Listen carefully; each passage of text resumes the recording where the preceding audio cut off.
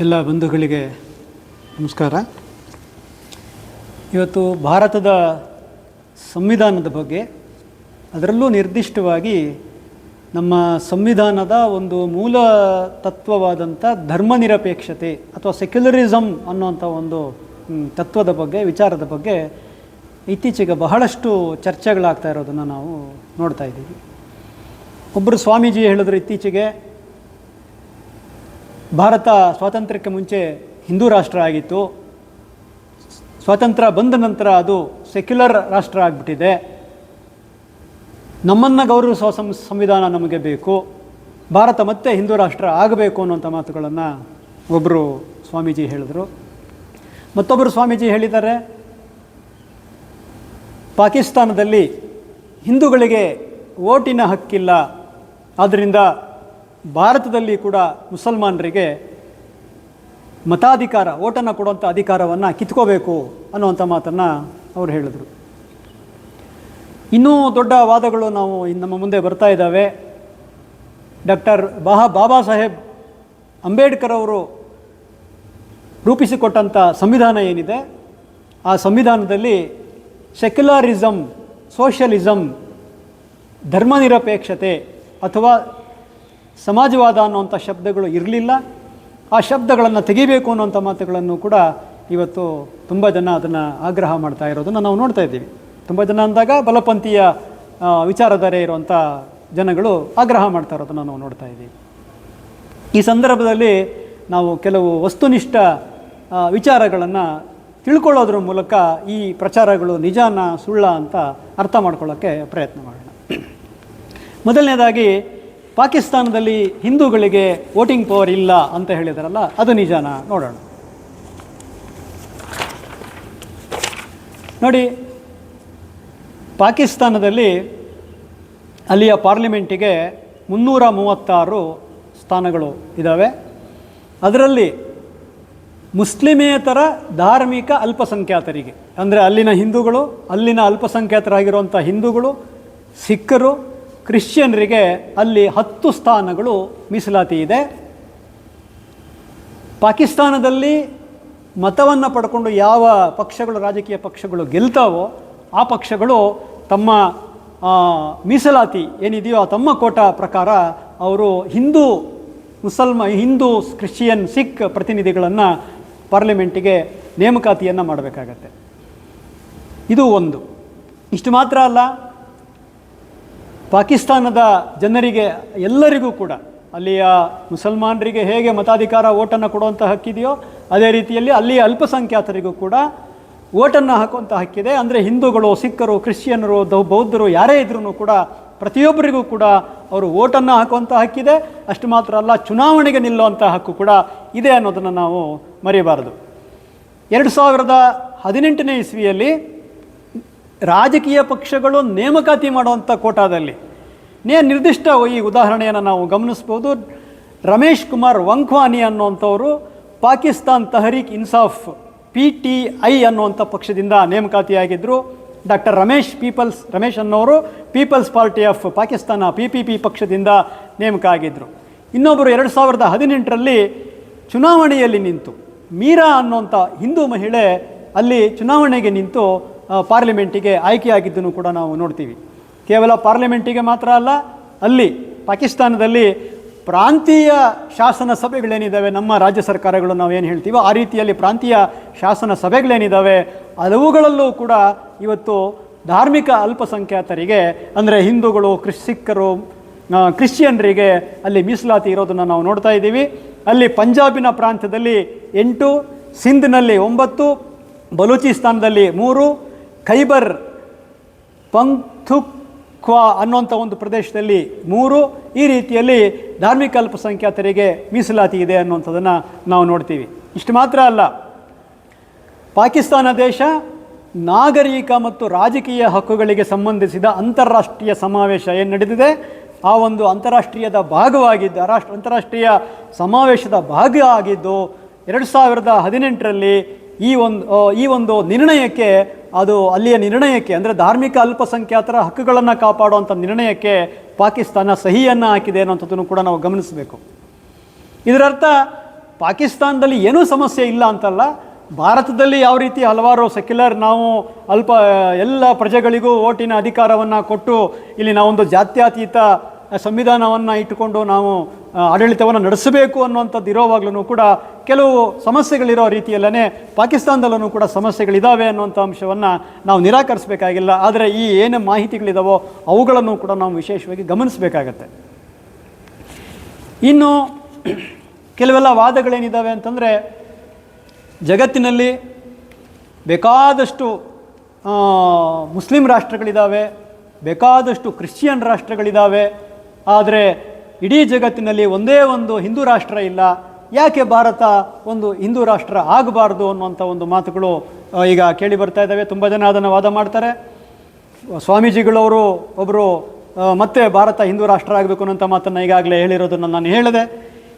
ನೋಡೋಣ ಈಗ ಆ ವಿಚಾರದಲ್ಲಿ ಸತ್ಯ ಏನು, ನಿಜಾನ ಅವ್ರು ಹೇಳೋದು ಅನ್ನೋಂಥದ್ದನ್ನು ನಾವು ಸ್ವಲ್ಪ ಪರಿಶೀಲನೆ ಮಾಡೋಣ. ನೋಡಿ, ಜಗತ್ತಿನಲ್ಲಿ ನಮಗೆ ಹುಡುಕಿದ್ರೆ ಮೇಲ್ನೋಟಕ್ಕೆ ಎದ್ದು ಕಾಣುವಂಥದ್ದು Pakistan, Afghanistan, Saudi Arabia, Iran, Iraq ಈ ರೀತಿಯ ರಾಷ್ಟ್ರಗಳು ಕೆಲವು ಮುಸ್ಲಿಂ ರಾಷ್ಟ್ರಗಳಾಗಿ ಇದ್ದಾವೆ. ವ್ಯಾಟಿಕನ್ ನಗರ ಅನ್ನುವಂಥ ಒಂದು ಪುಟ್ಟ ನಗರ ರಾಷ್ಟ್ರ, ಕೋಸ್ಟರಿಕಾ ಅನ್ನುವಂಥ ಒಂದು ದೇಶ, ಡೊಮಿನಿಕನ್ ರಿಪಬ್ಲಿಕ್, ಆಫ್ರಿಕಾ ಖಂಡದಲ್ಲಿ ಜಾಂಬಿಯಾ, ಇವು 4 ಘೋಷಿತವಾಗಿ ಕ್ರಿಶ್ಚಿಯನ್ ರಾಷ್ಟ್ರಗಳಾಗಿದ್ದಾವೆ. ಆಮೇಲೆ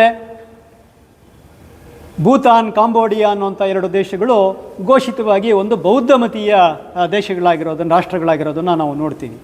ಇಷ್ಟು ಬಿಟ್ಟರೆ ನಾವು ಬೇರೆ ವಿಚಾರಗಳನ್ನ ಪರಿಶೀಲನೆ ಮಾಡ್ತಾ ಹೋದರೆ ನಮಗೆ ಒಂದು ಏನು ಗೊತ್ತಾಗುತ್ತೆ ಅಂತಂದರೆ, ಈ ಪ್ರಚಾರಗಳೇನಿದಾವಲ್ಲ ಅದರಲ್ಲಿ ಬಹಳಷ್ಟು ತಪ್ಪು ಮಾಹಿತಿಗಳಿದ್ದಾವೆ ಅನ್ನೋಂಥದ್ದು ಕೂಡ ನಮಗೆ ಕಂಡುಬರುತ್ತೆ.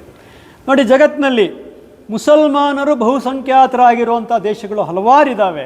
ಆ ಹಲವಾರು ದೇಶಗಳು ಜಾತ್ಯತೀತ ಸಂವಿಧಾನವನ್ನು ಒಪ್ಪಿಕೊಂಡು ಅಂಗೀಕರಿಸಿ ಆಡಳಿತವನ್ನು ನಡೆಸ್ತಾ ಇದ್ದಾವೆ. ಆ ದೇಶ ಆ ರೀತಿಯಲ್ಲಿ ನಡೀತಾ ಇದ್ದಾವೆ.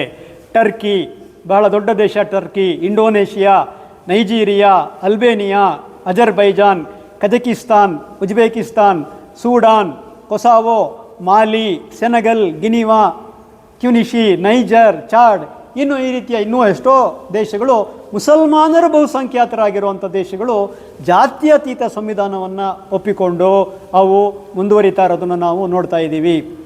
ಇನ್ನು ನಮಗೆಲ್ಲ ಗೊತ್ತು, ಯುರೋಪ್ನಲ್ಲಿ ಬಹಳಷ್ಟು ಕ್ರಿಶ್ಚಿಯನ್ ಬಹುಸಂಖ್ಯಾತರಿರುವಂಥದ್ದು. ಆ ಕ್ರಿಶ್ಚಿಯನ್ ದೇಶಗಳು ಬಹುತೇಕ ಎಲ್ಲ ದೇಶಗಳು ಸೆಕ್ಯುಲರ್ ಆದಂಥ ಒಂದು ಸಂವಿಧಾನವನ್ನು ಅಳವಡಿಸಿಕೊಂಡು ಆ ದೇಶಗಳು ನಡೀತಾ ಇದ್ದಾವೆ ಅನ್ನೋದನ್ನು ನಾವು ನೋಡ್ತೀವಿ. ಆಮೇಲೆ ಜಗತ್ತಿನ ಹಲವಾರು ದೊಡ್ಡ ದೊಡ್ಡ ದೇಶಗಳು, America, Russia, Mexico, Australia, Canada, Brazil, Chile, Argentina, Bolivia, ಈ ಥರದ ಹಲವಾರು ದೇಶಗಳು ಅಲ್ಲಿ ಜಾತ್ಯತೀತ ಒಂದು ಸಂವಿಧಾನವನ್ನು ಅಳವಡಿಸ್ಕೊಂಡು ಹೋಗ್ತಾ ಇರೋದನ್ನು ನಾವು ನೋಡ್ತಾ ಇದ್ದೀವಿ. ಅದು ಬಿಟ್ಟರೆ ಚೀನಾ, ಕ್ಯೂಬಾ, ವಿಯೆಟ್ನಾಂ ಅಂತ ಸಮಾಜವಾದಿ ದೇಶಗಳು ಕೂಡ ಈ ಸೆಕ್ಯುಲರ್ ಆದಂಥ ಒಂದು ಸಂವಿಧಾನವನ್ನು ಇಟ್ಟುಕೊಂಡು ದೇಶವನ್ನು ನಡೆಸ್ತಾ ಇದ್ದೇವೆ ಅನ್ನೋದನ್ನು ನಾವು ಯಾರಾದ್ರೂ ಕೂಡ ನೋಡಬಹುದು. ಈಗ ಒಂದು ಭಾಳ ಮುಖ್ಯವಾದ ಪ್ರಶ್ನೆ ಬರುತ್ತೆ. ಜಗತ್ತಿನಲ್ಲಿ ನೇಪಾಳ ದೇಶವನ್ನು ಹಿಂದೆ ಜಗತ್ತಿನ ಏಕೈಕ ಹಿಂದೂ ರಾಷ್ಟ್ರ ಅಂತ ಹೇಳ್ಕೊಳ್ಳೋಂಥ ಒಂದು ಪ್ರವೃತ್ತಿ ನಾವು ನೋಡ್ತಾ ಇದ್ವಿ. ಈ ಪ್ರವೃತ್ತಿಗೆ ನಾವು ನೋಡಿ ಇಲ್ಲಿ ಒಂದು ವಿಶೇಷ ಅಂಶವನ್ನು ಗಮನಿಸಬೇಕು. 2006 ಆ ಸುಮಾರಿನಲ್ಲಿ ನೇಪಾಳದಲ್ಲಿ ಲಕ್ಷಾಂತರ ಜನ ಅಲ್ಲಿಯ ಒಂದು ಪ್ರಭುತ್ವದ ಆಡಳಿತದ ವಿರುದ್ಧ ದಂಗೆ ಎದ್ರು. ಮಹಾ ಒಂದು ಆಂದೋಲನ ನಡೀತು. ಯಾಕೆ ಅಂತಂದರೆ ಅಲ್ಲಿಯ ಆ ಒಂದು ರಾಜಾಡಳಿತ ಏನಿತ್ತು, ಮತೀಯ ಆಡಳಿತ, ಹಿಂದೂ ರಾಷ್ಟ್ರ ಅಂತ ಇವರು ಹೇಳುವಂಥ ಒಂದು ಮತೀಯ ಆಡಳಿತ, ರಾಜಪ್ರಭುತ್ವ ಏನಿತ್ತು, ಆ ರಾಜಪ್ರಭುತ್ವದ ದಬ್ಬಾಳಿಕೆ ಹೋಗಬೇಕು. ಅಲ್ಲಿ ಒಂದು ಸೆಕ್ಯುಲರ್ ಆದಂಥ ಒಂದು ಪ್ರಜಾಪ್ರಭುತ್ವ ಅಲ್ಲಿ ಆಡಳಿತ ಜಾರಿಗೆ ಬರಬೇಕು ಅನ್ನುವಂಥ ಕಾರಣಕ್ಕಾಗಿ ಒಂದು ಮಹಾ ದೊಡ್ಡ ಆಂದೋಲನ ನಡೀತು. ಕೊನೆಗೆ 2007ರಲ್ಲಿ ನೇಪಾಳ ತನ್ನನ್ನು ತಾನು ಒಂದು ಸೆಕ್ಯುಲರ್ ಡೆಮಾಕ್ರಸಿ, ಜಾತ್ಯತೀತ ಪ್ರಜಾಪ್ರಭುತ್ವ ದೇಶ ಅಂತೇಳಿ ಘೋಷಣೆ ಮಾಡಿಕೊಳ್ತು. ನಾವು ಅದನ್ನು ನೋಡ್ತೀವಿ. ನಾವು ಹಿಂದೂ ರಾಷ್ಟ್ರ ಎಲ್ಲ ಜನರಿಗೆ ಸಂತೋಷವನ್ನು ತಂದಿದ್ರೆ, ಸುಖ ಸಮೃದ್ಧಿಯನ್ನು ತಂದಿದ್ರೆ, ನೆಮ್ಮದಿಯನ್ನು ತಂದಿದ್ರೆ, ಅಲ್ಲಿಯ ಜನ ಯಾಕೆ ಆ ರಾಜಪ್ರಭುತ್ವದ ವಿರುದ್ಧ ಹೋರಾಟ ಮಾಡಿ ಸೆಕ್ಯುಲರ್ ಡೆಮಾಕ್ರಸಿ ಬೇಕು, ಜಾತ್ಯತೀತ ಪ್ರಜಾಪ್ರಭುತ್ವ ಬೇಕು ನಮಗೆ ಅಂತ ಹೋರಾಟ ಮಾಡಿದ್ರು ಅನ್ನೋದನ್ನು ನಾವು ಮರಿಬಾರದು. ಆ ದೃಷ್ಟಿಯಿಂದ ಭಾರತ ದೇಶ ಏನಿದೆ ಅದು ಹಿಂದೂ ರಾಷ್ಟ್ರ ಆದರೆ ಪರಿಣಾಮಗಳು ಏನಾಗುತ್ತೆ ಅನ್ನುವಂಥದ್ರ ಬಗ್ಗೆ ನಾವು ಸಾಕಷ್ಟು ಎಚ್ಚರಿಕೆಯನ್ನು ವಹಿಸಬೇಕಾಗತ್ತೆ. ಇಲ್ಲಿ ಒಂದು ವಾದ, ಮತ್ತೆ ಆ ವಾದವನ್ನು ಗಮನಿಸಬೇಕು ನಾವು. ಏನಂದರೆ ಈ ಸೆಕ್ಯುಲರಿಸಮ್ ಅನ್ನೋಂಥದ್ದೇನಿದೆ ಇದು ಒಂದು ವಿದೇಶಿ ಸಿದ್ಧಾಂತ, ಭಾರತದ್ದಲ್ಲ ಇದು. ಈ ಸಿದ್ಧಾಂತವನ್ನು ನಾವು ಒಪ್ಕೋಬಾರ್ದು ಅನ್ನೋಂಥ ಒಂದು ವಾದವನ್ನು ಕೆಲವರು ಮಂಡಿಸ್ತಾ ಇದ್ದಾರೆ. ಅದನ್ನು ಕೂಡ ಪರಿಶೀಲನೆ ಮಾಡೋಣ ನಾವು.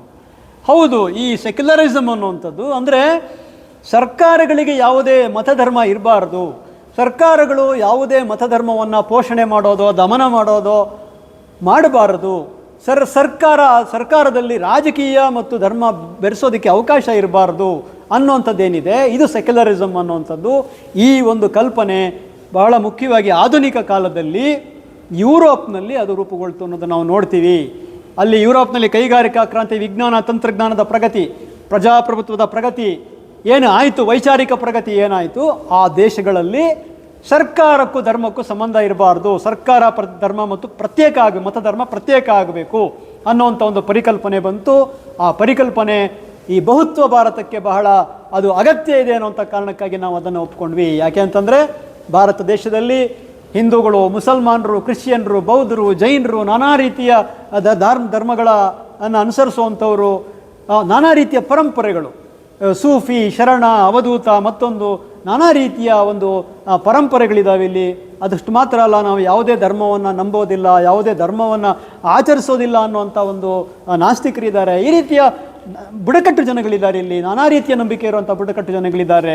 ಈ ರೀತಿಯ ಒಂದು ವೈವಿಧ್ಯಮಯವಾದಂಥ ಒಂದು ಭಾರತವನ್ನು ಒಂದುಗೂಡಿಸ್ಕೊಂಡು ಮುಂದೆ ಹೋಗಬೇಕಾದ್ರೆ ನಮಗೆ ಈ ಸೆಕ್ಯುಲರಿಸಮ್ ಅನ್ನುವಂಥ ಒಂದು ತತ್ವ ಬೇಕಾಗತ್ತೆ ಅನ್ನುವಂಥ ಕಾರಣಕ್ಕಾಗಿ ನಾವು ವಿದೇಶಿ ತತ್ವ ಆದರೂ ಕೂಡ ನಾವು ಈ ಜಾತ್ಯತೀತತೆಯನ್ನು ನಾವು ನಮ್ಮ ಸಂವಿಧಾನದಲ್ಲಿ ಒಂದು ಮೂಲ ತತ್ವವಾಗಿ ಅಳವಡಿಸ್ಕೊಂಡಿದ್ದೇವೆ. ಇಲ್ಲಿ ಒಂದು ಪ್ರಶ್ನೆಯನ್ನು ನಾವು ಯೋಚನೆ ಮಾಡಬೇಕಾಗತ್ತೆ. ನಮ್ಮ ಭಾರತ ದೇಶದಲ್ಲಿ ಸತಿ ಪದ್ಧತಿ ಇತ್ತು, ದೇವದಾಸಿ ಪದ್ಧತಿ ಇತ್ತು, ಬಾಲ್ಯ ವಿವಾಹಗಳಿದ್ವು, ಅಸ್ಪೃಶ್ಯತೆ ಬಹಳ ಕ್ರೂರವಾಗಿತ್ತು, ಜಾತಿ ತಾರತಮ್ಯಗಳು ಬಹಳ ಕ್ರೂರವಾಗಿತ್ತು. ಇವತ್ತಿಗೂ ಅದು ಬೇರೆ ಬೇರೆ ರೂಪಗಳಲ್ಲಿ ಕ್ರೂರವಾಗಿ ಮುಂದುವರಿತಾ ಇದೆ. ಇವೆಲ್ಲವೂ ಕೂಡ ವಿದೇಶಿ ಅಲ್ಲ, ಸ್ವದೇಶಿನೇ ಇವೆಲ್ಲವೂ ಕೂಡ. ಈ ಜಾತಿ ಪದ್ಧತಿ, ಅಸ್ಪೃಶ್ಯತೆ, ದೇವದಾಸಿ ಪದ್ಧತಿ, ಸತಿ ಪದ್ಧತಿ ಇವುಗಳೆಲ್ಲವೂ ಕೂಡ ದೇಶೀಯ ಅನ್ನೋಂಥ ಕಾರಣಕ್ಕಾಗಿ, ನಮ್ಮ ದೇಶದ್ದೇ ಅನ್ನೋಂಥ ಕಾರಣಕ್ಕಾಗಿ ಅವುಗಳ ಈ ಅನಿಷ್ಟಗಳನ್ನು ನಾವು ಮುಂದುವರಿಸೋದಕ್ಕೆ ಸಾಧ್ಯ ಇದೆಯಾ? ಖಂಡಿತ ಸಾಧ್ಯ ಇಲ್ಲ.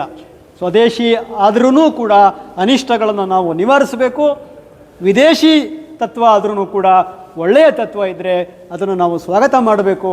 ಆ ದೃಷ್ಟಿಯಿಂದ ನಮ್ಮ ಭಾರತದ ಸಂವಿಧಾನದಲ್ಲಿ ಈ ಒಂದು ಸೆಕ್ಯುಲಾರಿಸಮ್ ಅನ್ನುವಂಥ ಒಂದು ತತ್ವವನ್ನು ನಾವು ಅಳವಡಿಸ್ಕೊಂಡಿದ್ದೀವಿ. ಪ್ರಭುತ್ವಗಳು ನಮ್ಮ ಚರಿತ್ರೆಯಲ್ಲಿ ಏನೇ ರೀತಿಯಲ್ಲಿ ಒಂದು ಕೋಮುವಾದಿಯಾಗಿ ಮೂಲಭೂತವಾದಿಯಾಗಿ ನಡ್ಕೊಂಡಿದ್ರು ಕೂಡ ನಮ್ಮ ದೇಶದ ಜನಸಂಸ್ಕೃತಿ ಏನಿದೆ, ಜನಗಳೇನಿದ್ದಾರೆ, ಅವರು ಒಂದು ಸೌಹಾರ್ದತೆಯನ್ನು ಕಾಪಾಡಿಕೊಳ್ತಾ ಒಂದು ಸಹಬಾಳ್ವೆಯ ಒಂದು ಸಂಸ್ಕೃತಿಯನ್ನು ರೂಪಿಸ್ಕೊಂಡಿರೋದನ್ನು ಕೂಡ ನಾವು ನೋಡ್ತೀವಿ.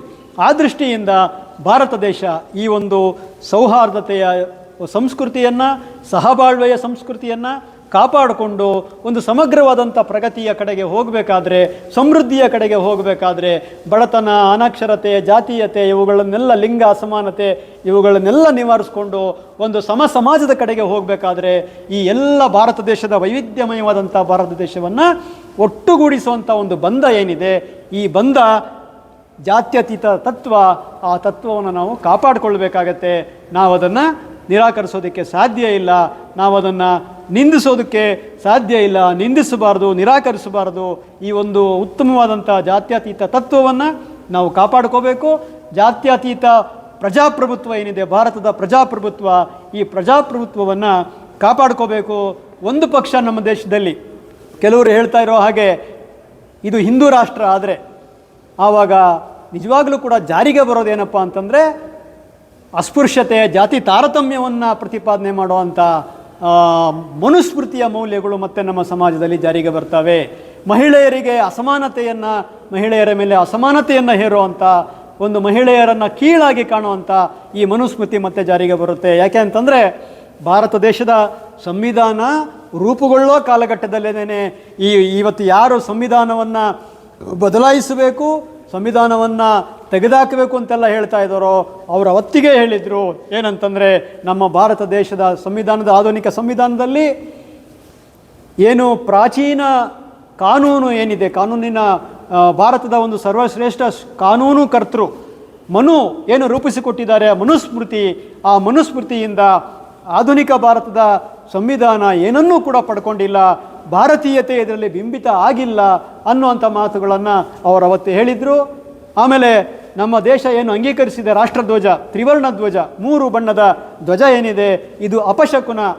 ಈ ಅಪಶಕುನದ ಬಾವುಟವನ್ನು ಅಂಗೀಕರಿಸಿರೋದು ಸರಿಯಲ್ಲ, ಅದನ್ನು ಬದಲಾಯಿಸಬೇಕು. ಅಲ್ಲಿ ಕೇಸರಿ ಭಗವಧ್ವಜ ಅಲ್ಲಿ ಬರಬೇಕು ಆ ಜಾಗದಲ್ಲಿ ಅನ್ನುವಂಥ ಮಾತುಗಳನ್ನು ಕೂಡ ಈ ಶಕ್ತಿಗಳು ಹೇಳಿದ್ದೆಲ್ಲ ನಮಗೆ ಗೊತ್ತಿದೆ. ಮತ್ತು ಈ ಬಲಪಂಥೀಯ ಶಕ್ತಿಗಳು ಸಮಯ ಸಿಕ್ಕಾಗೆಲ್ಲನೂ ಕೂಡ ಮನುಸ್ಮೃತಿಯನ್ನು ವೈಭವೀಕರಣ ಮಾಡುವಂಥ ಒಂದು ವಿಚಾರಗಳನ್ನು ನಾವು ಸಾಕಷ್ಟು ಗಮನಿಸಿದ್ದೀವಿ.